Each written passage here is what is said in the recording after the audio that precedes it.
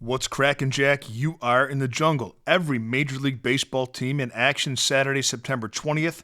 We're going to break down every single game and come up with the best bet for all of them right here, right now. Greetings, everybody. Welcome back to the show. And for joining us for the first time, welcome to the jungle.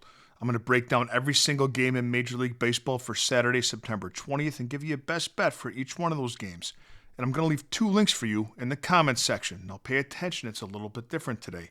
The first link is to my $5 favorite play of the day, and for just $5 and no further obligation, you get my best baseball bet of the day text to your phone.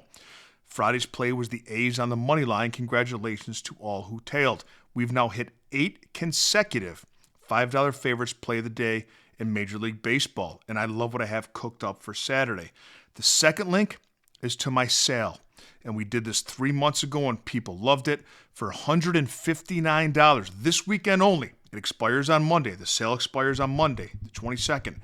For $159, you get everything that I do, all sports, all access for 1 full year. My full betting card for MLB, NBA, NFL, college basketball, and college football.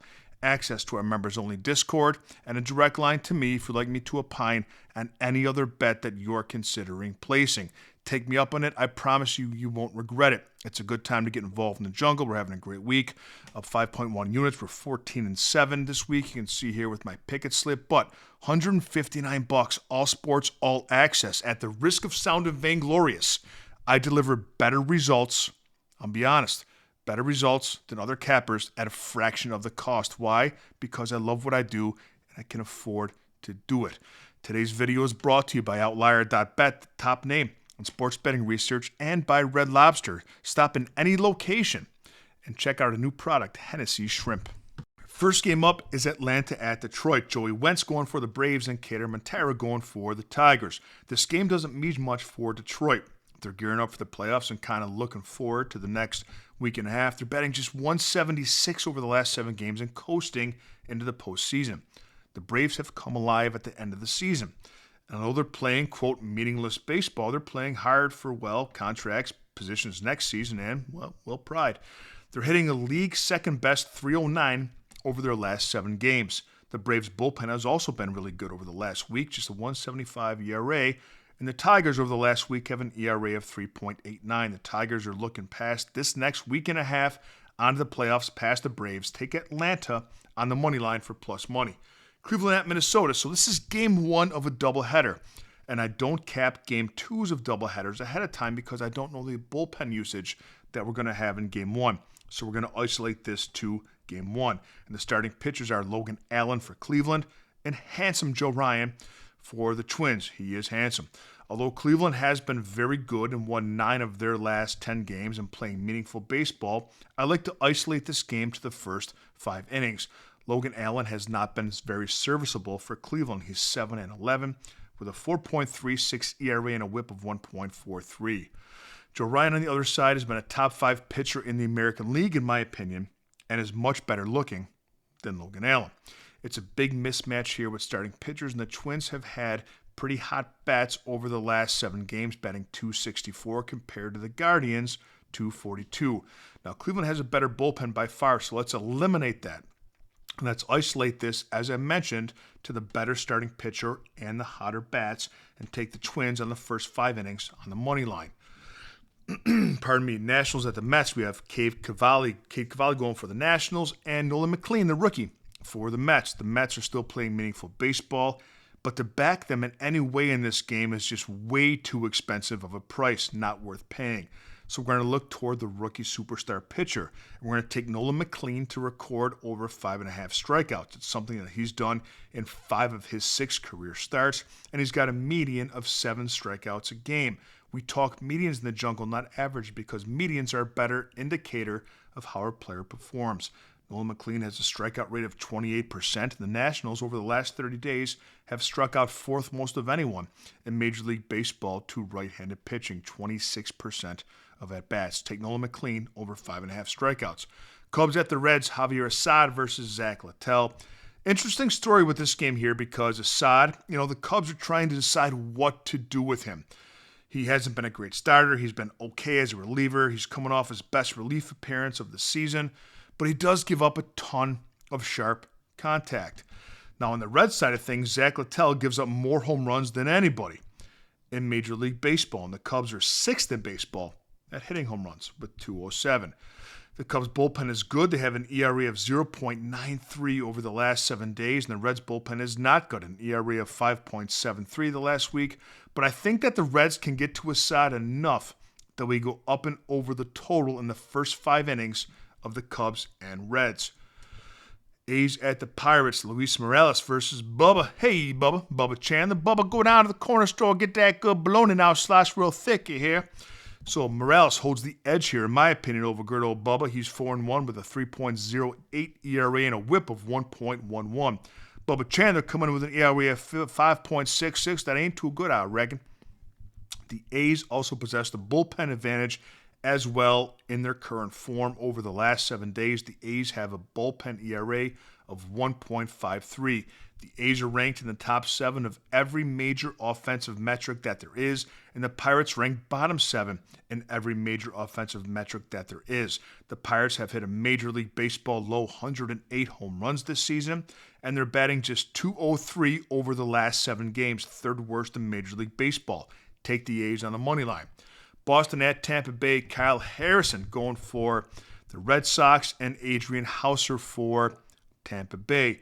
I think Houser holds the edge here. He's 8-4 with a 3.11 ERA and a whip of 1.27. Ever since Boston acquired Harrison from the Giants in the Rafael Devers trade, they don't know what to do with him. He's been a starter sometimes, he's come in relief sometimes, but one thing that's constant, he gives up a shit ton of runs.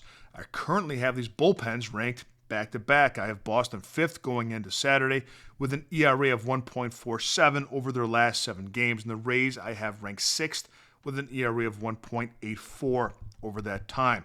But the Rays are hitting better than Boston right now. I have the Rays are batting .262 over their last 7 games. Boston batting just .250. I lost my spot. I apologize. I think that the value lies here with Tampa Bay on the money line. Take the Rays for plus money to beat the Red Sox.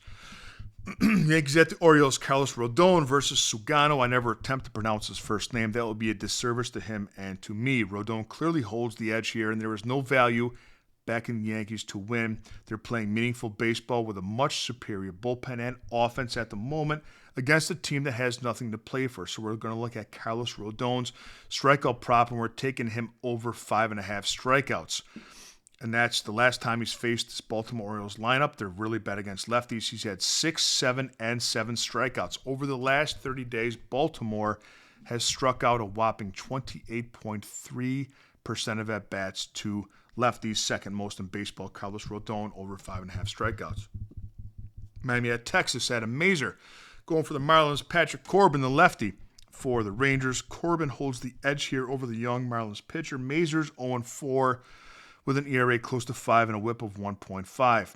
I have the Rangers bullpen currently ranked 4th at the moment with an ERA of just 1.17 over the last week, and I have the Marlins at 18th. But it seems as though to me, a failed playoff run that the Rangers have encountered has them playing downward.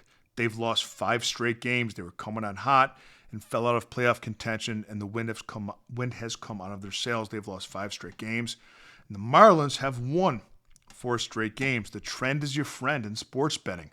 Miami's 8-2 in their last 10 games and hitting much better right now than Texas.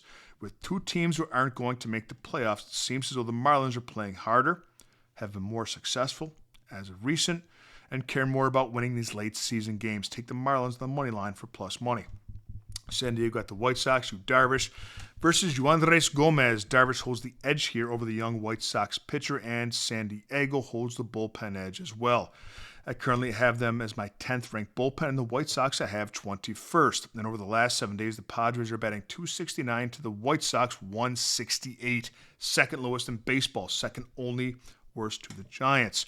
The moneyline price is too expensive here to back San Diego, so what you want to do is take the Padres and the alternate line of -1. Seattle at Houston, George Kirby versus Framber Valdez. This is a classic zigzag betting spot, and let me educate you on that. These two teams entered Friday's three-game series deadlocked for first place in the AL West.